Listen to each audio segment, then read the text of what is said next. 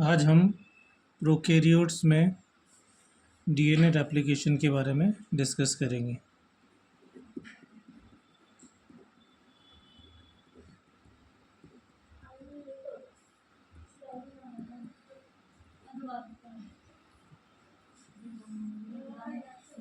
जैसा हम सभी जानते हैं कि डीएनए डबल हेलिक्स मॉडल है, जिसमें दो स्ट्रैंड एक दूसरे पर एंटी पैरेलल होते हैं।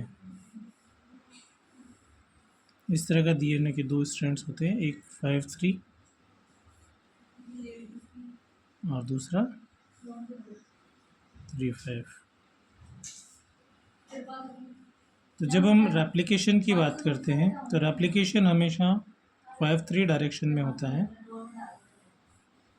तो जब स्ट्रैंड की बात करते हैं हम, तो रेप्लिकेशन जब होगा तो ये स्ट्रैंड सबसे पहले यहाँ पर एक फोर्क बनता है, जिसे हम रेप्लिकेशन फोर्क कहते हैं। तो suppose this is 3' and this is 5' and then this is 3' and this is 5'। तो जो नए दो स्ट्रैंड्स बनते हैं, एक स्ट्रैंड इस तरह से रेप्लिकेशन फोर्क की तरफ बनेगा, जो कि 5' to 3' डायरेक्शन में बन रहा है, और यहाँ पर एक क्लैंप लोडर होता है, जिस पर एक एंजाइम होता है जिसे हम बोलते हैं डीएनए पॉलीमरेज।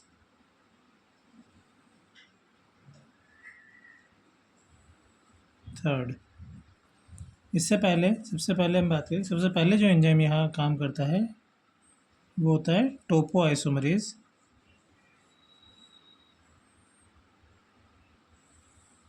जो कि इस हेलिक्स की टेंशन को रिलीज़ करता है।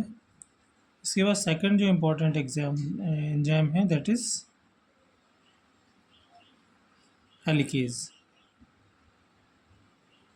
जो कि इसकी अनवाइंडिंग करता है डीएनए डबल हेलिक्स की। तो एक स्ट्रैंड पर तो कंटिन्यूस इस तरह से बनता है, जिसको हम बोलते हैं लीडिंग स्ट्रैंड, लेकिन दूसरे स्ट्रैंड पर जब बनेगा तो यहाँ पर ये अलग हुए और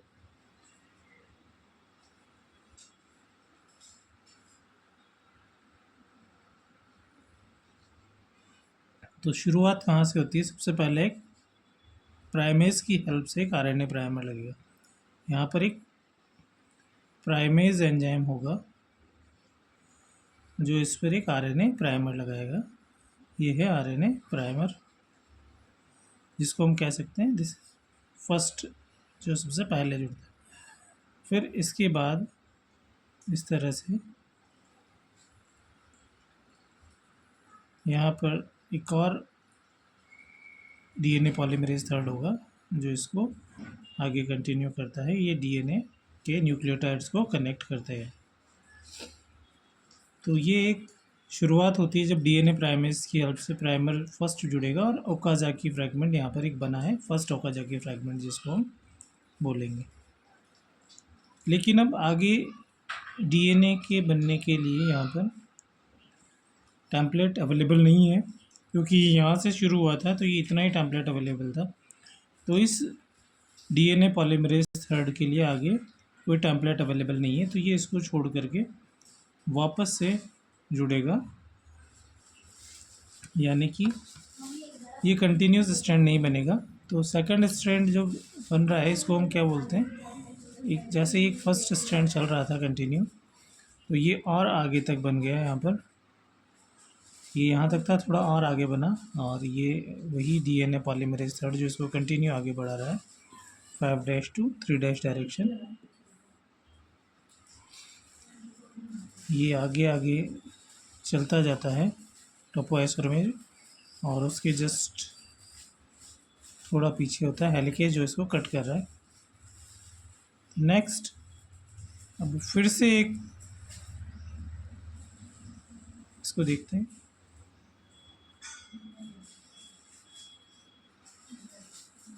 ये पुराना वाला जिसकी हम बात करें, जो पहले बना था, ये प्राइमर 1, और ये प्राइमर के बाद ओकाजाकी फ्रैगमेंट, जो पुराना वाला था, ओल्ड ओकाजाकी फ्रैगमेंट। और ये प्राइमर जो कि आरएनए प्राइमर है, ये फर्स्ट। क्योंकि हम कह रहे हैं कि ये जो है डीएनए पॉलीमरेज थर्ड यहीं रहेगा, ये आगे नहीं जाएगा, तो इस पर कनेक्शन करने के लिए वापस से यहाँ पर प्राइमर जुड़ेगा, सेकंड प्राइमर होगा ये। और ये इस तरह से जो डीएनए का वापस से रेप्लिकेशन होता है यहाँ तक, ये है कंप्लीटेड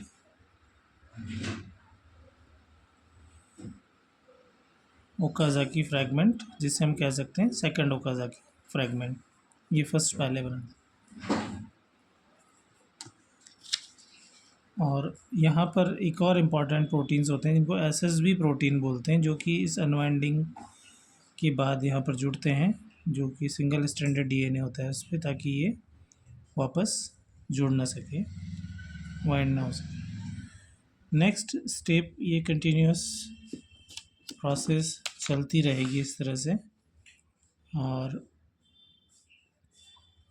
ये यहाँ पर और आगे बढ़ गया है, यहाँ तक पहुँच गया है। यानी कि एक स्ट्रैंड पर कंटिन्यूस 5' to 3' डायरेक्शन में सिंथेसिस हो रहा है, लीडिंग स्ट्रैंड जिसको हम बोलते हैं। और दूसरा जो है, फिर से यहाँ पर ये वही टोपोआइसोमरेज हेलिकेज जो अपना काम कर रहे हैं। और अगेन ये जो डीएनए पॉलीमरेज है, इससे पहले वापस से एक प्राइमर जोड़ेगा, और उसके बाद फिर अगेन ये सिंथेसिस चलती रहती है। और जो सेकंड वाला था वो आगे निकल गया है, यहाँ पर ये प्राइमर 2 ओकाजाकी फ्रैगमेंट 2,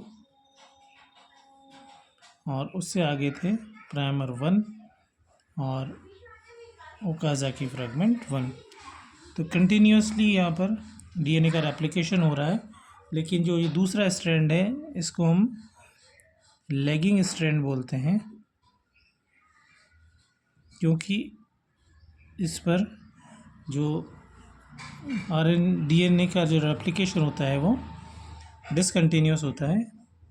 यानी कि ये यहाँ से आगे इसको नहीं जा सकता, इतना ही इसको एक बार में सेगमेंट अवेलेबल होता है जिसको रेप्लिकेट करता है। वापस से जो आगे जो खुलता जा रहा है उसको रेप्लिकेट करने के लिए इसको पॉलीमरेज को वापस से यहीं पर आना होता है, यहाँ नया प्राइमेज जुड़ता है, और उसके बाद से ये फिर से अपना काम चालू करता है। इस तरह से बार बार ये रिपीटेशन होता है। और ये पूरे जो दोनों डीएनए हैं, ये फर्स्ट वाला जो बन रहा था 3-5, और जो दूसरा वाला था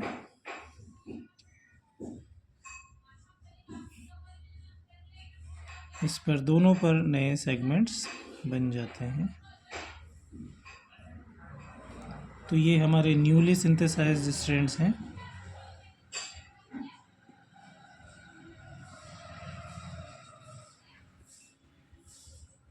ये दोनों जो बने हैं, जो कि इधर 5' to 3' डायरेक्शन में बना है, और इधर भी 5' to 3' डायरेक्शन में बना है, और ये पुराने हैं दोनों सेगमेंट।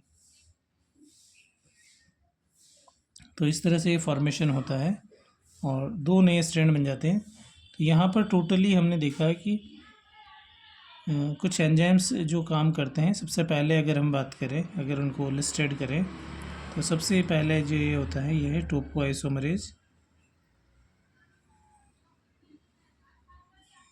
जो कि यहाँ पर इसकी टेंशन को रिलीज़ करता है, यानी कि सुपर कोइलिंग को प्रिवेंट करता है।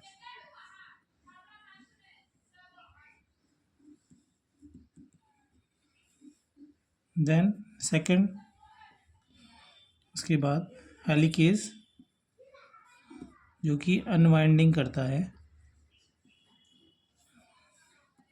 देन थर्ड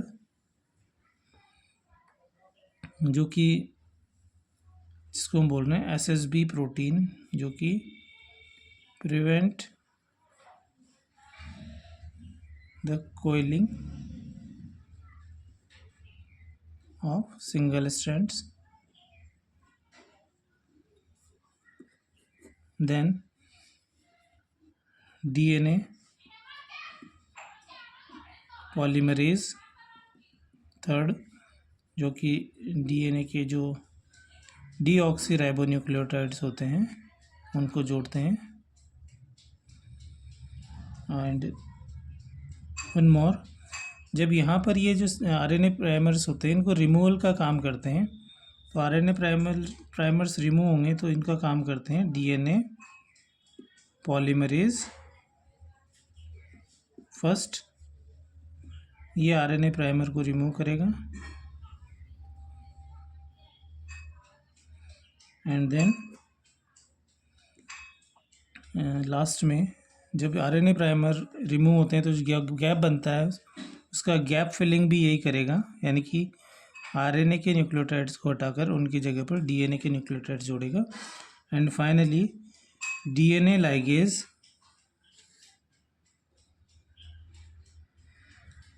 जो ओकाजाकी फ्रैगमेंट्स होते हैं उनको ग्लू करने का काम करता है, यानी कि आपस में जोड़ने का काम करता है ताकि ये कंटिन्यूस स्ट्रैंड बन सके। तो इस तरह से ये कुल एंजाइम्स होते हैं जो यहाँ पर कार्य करते हैं, और इनमें सबसे इम्पॉर्टेंट एंजाइम जो है DNA पॉलीमरेज थर्ड, जो कि DNA रेप्लिकेशन के लिए कोर एंजाइम होता है।